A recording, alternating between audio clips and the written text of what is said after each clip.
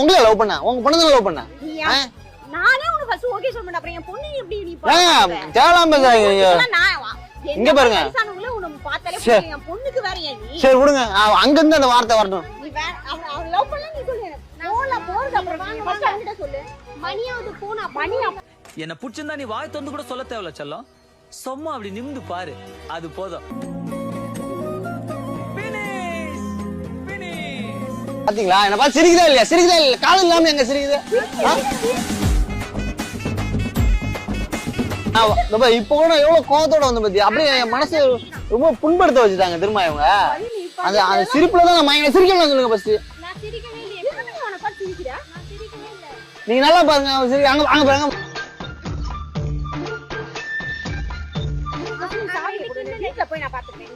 love பண்ண சொல்லுங்க நான் போறேன்